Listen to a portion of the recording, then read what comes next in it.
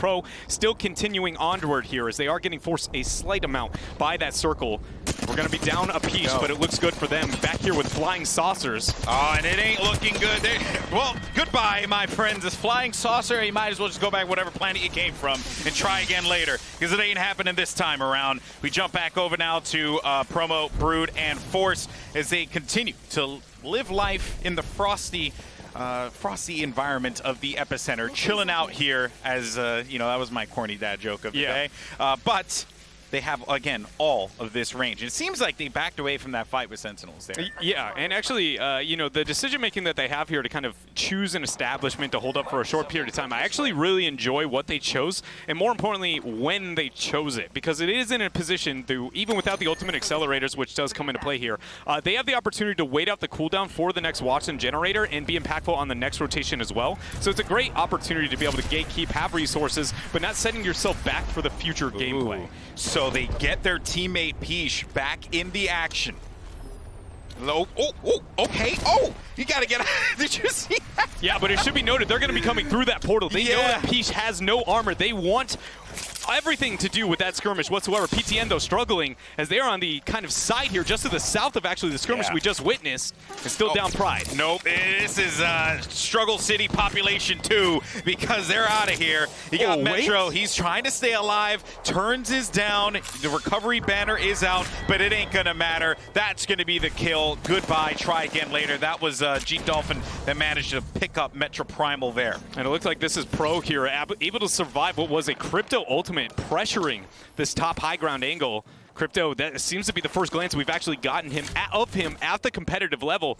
And we'll see if it ends up paying off. But the fact that this team Pro was able to bring back Peach and things are holding pretty successful in a round number 3 is very, very good for them. Able to loot things up and hopefully hold on here when round 3 comes to a close. And also, I do want to note that that kill that came out on Metro came from Sniper Abusers, still very much in this battle here. You also got Force and I think that was going to be Pro in a fight as well. Aqualix living life all the way by the edge, so close to the safe zone, and there we go, right? Just as I had mentioned before, we were going to see that epicenter final circle. Wait, are they going to take that portal?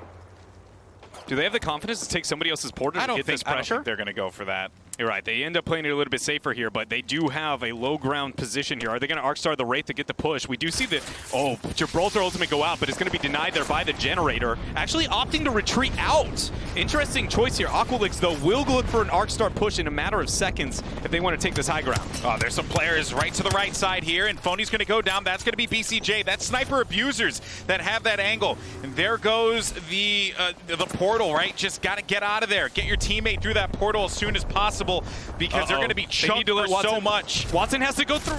Okay, I don't know if it's going to be too problematic, but letting the Watson go through first is probably going to be better there because the resources on the Pathfinder exist longer. And that is, the beginning of the end there. Struggling situation, not able to push fast enough. But the battle goes on. 15 squads here remain as we still sit with round number 4 in our game number 1. You got Mini, Smile, and Moose and Flower here as they're living in the shelter of this Watson generator.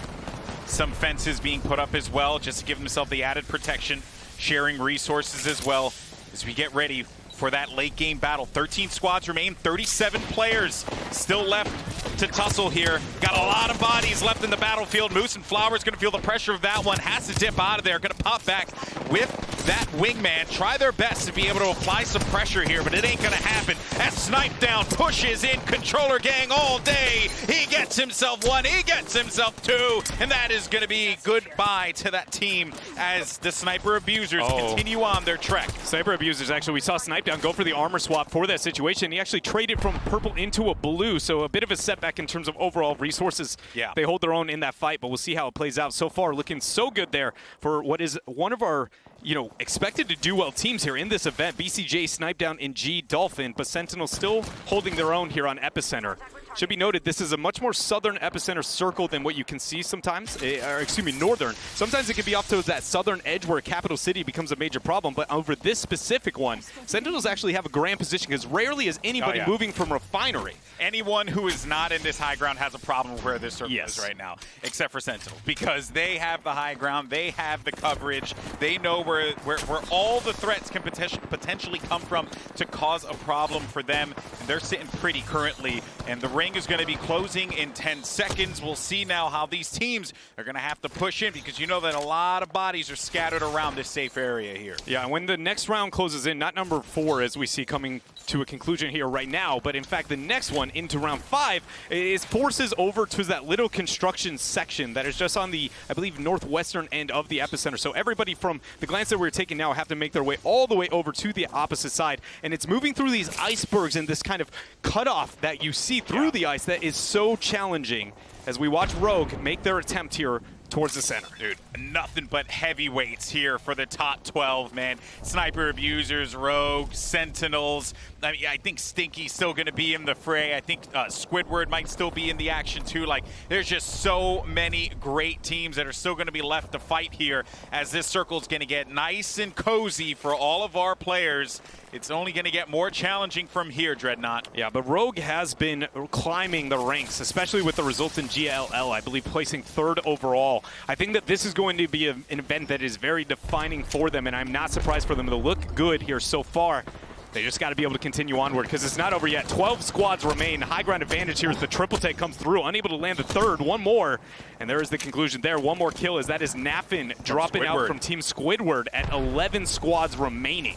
Hey, I said it right. Heavyweights. That's what we have here. So many great players still left to fight for the top crown in game number 1 of the finals here for the Apex Legends Global Series online qualifier for North America.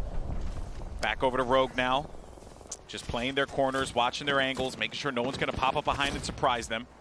Taking the portal. Actually, that was the Wraith Cube back. That's going to be very difficult for them. Luckily, that's going to come up just before the next round closing, which is when we're going to need Sweet Dreams to be able to have that. What I want to raise here for Rogue is whether or not they opt into the low ground here or if they're going to use the path to try and attempt towards that high ground. We know there's a squad just waiting up there and dominating it, but likely also one towards that southern, or in fact, do they go towards a wide western push? Well, look at where Sentinels are. Yeah, I mean, just completely on the opposite side. Yeah, they're holding up. Where Sentinels is positioned is very scary because they're going to be able to just tag a few players as they make that push. And here it comes now as round 5 is going to come to a conclusion. The zone is going to continue to creep forward. You got players up ahead. Retzi sees it. There goes the push now. Portal's going to be out. And Zoms adding pressure right away. Now into the portal they go. Right into that safe area. They know exactly where they're going to be.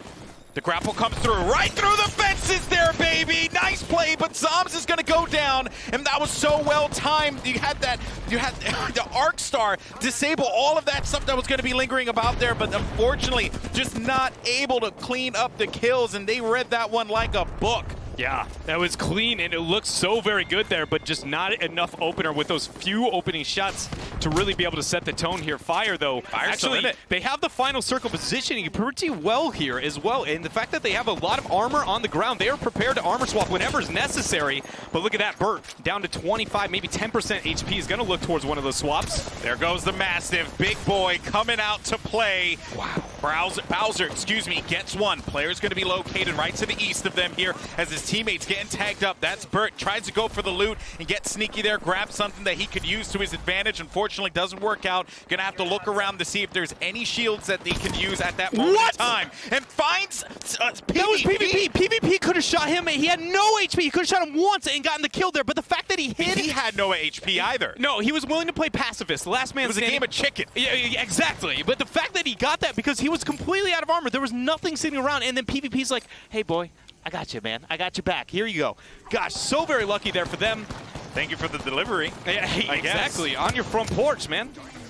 But here we go. Promo, Brood, Force What, trying to find their way into that construction territory that we just watched the demise here. Wraith Portal is out. This team looking to live up to the name of the Lil Poggies. I'm ready. Maybe some poggers in the chat. Who knows if this is going to work out for them. 4 squads remaining, 10 players left. TSM still in it. We just watched them get a knock there. Albert lately, a kill onto somebody. We have gotten very little information on what they've been up to here with the 4 squads remaining, but they may be amongst them as out Imperial Hal went down. Here we see round 4 closing. Everybody forced here to make a transition out, trying to find somebody in the construction zone, but then he's stuck out. Oh no, Vol, that is a big loss for them here.